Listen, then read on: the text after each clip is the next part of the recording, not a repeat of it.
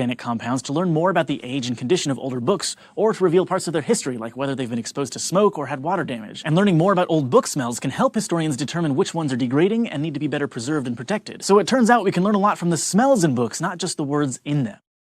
There's nothing like curling up with a good book on a rainy day. Combine the perfect book smell with the calming smell of the rain, and you are in for a good time. But water, very clearly, doesn't smell like anything, so you might be enjoying the soothing smell of rocks? No, plants? Or ozone? Well, let's let Michael explain that one too.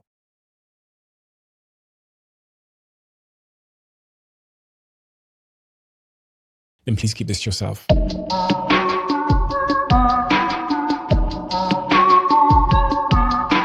Simon. Good to see you again. Yeah, good to be here.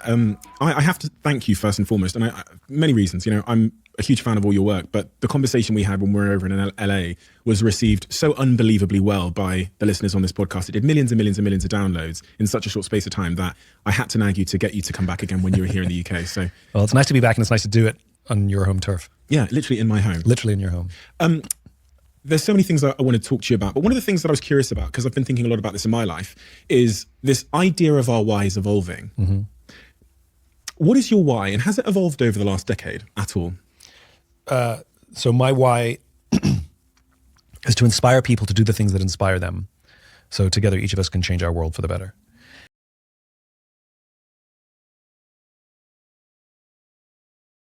And I don't think that's possible in some sense, right? It's like, you know, perfection is a horizon that always recedes, but it isn't obvious to me what the upper limit of that is. And certainly we do see people, I mean, saints, let's say. What I was say. It's a Mother Teresa. It's a Francis of Assisi. Who kind of push the limit, and miraculous things happen around them, and maybe in the literal sense, and if not in the literal sense, close enough, you know, for all intents and purposes. And so that's heartening.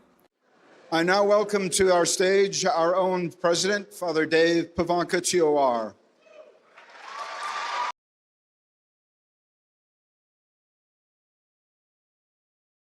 This is such a powerful skill for processing emotions and fighting depression and anxiety. If you want to improve your mental health, the skill of cognitive diffusion teaches you to separate yourself from your thoughts, and this can give you power over your thoughts instead of letting them run the show.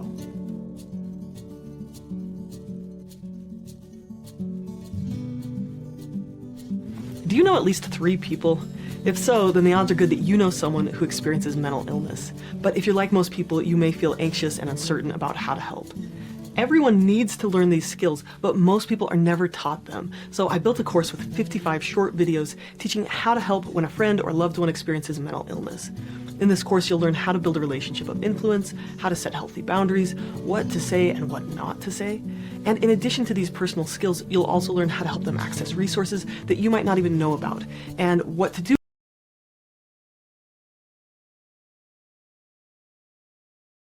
People hearing that once and that's twice. Really? You've seen people with strokes for 10 years lift their arms up again. We've seen people step out of wheelchairs, people on crutches drop their crutches. I mean, you see the body literally recalibrates to a new mind, and they're not intentionally trying to do anything. They're just becoming somebody else. But the process of overcoming is the process of becoming. And if you teach people that formula and you get just 1 or 2 people doing it, it's just going to become an infection, and it's going to wellness is going to spread just like disease. That's good. Yeah, I think health is contagious, actually.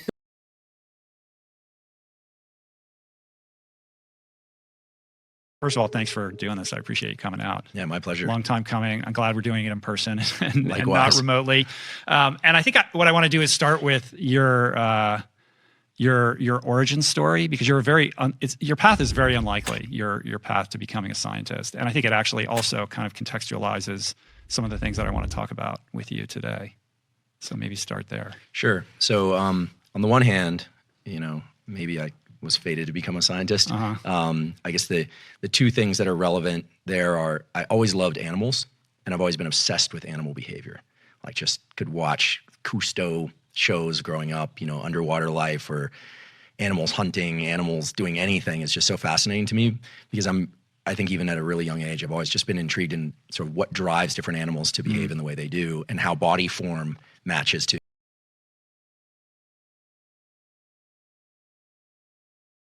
First of all, thanks for doing this. I appreciate you coming out. Yeah, my pleasure. Long time coming. I'm glad we're doing it in person and not Likewise. remotely. And I think what I want to do is start with your origin story, because you're your path is very unlikely, your path to becoming a scientist. And I think it actually also kind of contextualizes some of the things that I want to talk about with you today. So maybe start there. Sure. So on the one hand, maybe I was fated to become a scientist. I guess the two things that are relevant there are, I always loved animals, and I've always been obsessed with animal behavior. Like, just could watch Cousteau shows growing up, underwater life or animals hunting, animals doing anything is just so fascinating to me, because I think even at a really young age, I've always just been intrigued in sort of what drives different animals to behave in the way they do, and how body form matches to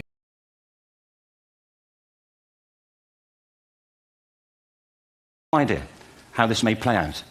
I have an interest in education. Actually, what I find is everybody has an interest in education, don't you? I find this very interesting. If you're at a dinner party and you say you work in education, actually, you're not often at dinner parties, frankly. If you work in education, you're not asked, and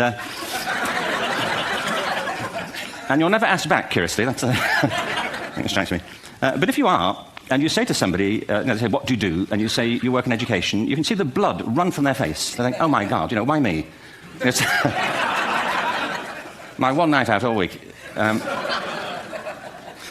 if you ask people about their education, they pin you to the wall. Because it's one of those things that goes deep with people. Am I right? Like religion and money and other things. So,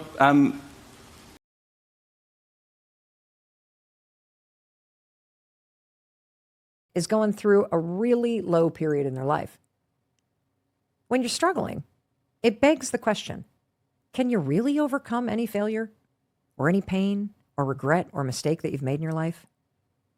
And if I were to tell you that there's absolutely no mistake that will keep you from becoming who you're truly meant to be, would you actually believe me? Well, after today, you will, because you're about to meet a remarkably inspiring person who has been knocked down over and over and over again. And she knows the secret to getting back up, to finding your power, even when you feel powerless. When you were little, you once thought anything was possible. This episode today will remind you it still is, because there is nothing that you've done that.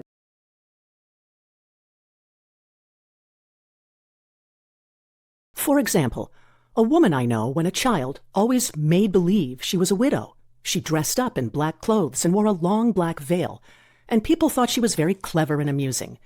She grew up and married a man with whom she was deeply in love. In a short time, he died, and she wore black and a sweeping veil for many years. The picture of herself as a widow was impressed upon the subconscious mind, and in due time worked itself out, regardless of the havoc created. The conscious mind has been called mortal or carnal mind. It is the human mind and sees life as it appears to be,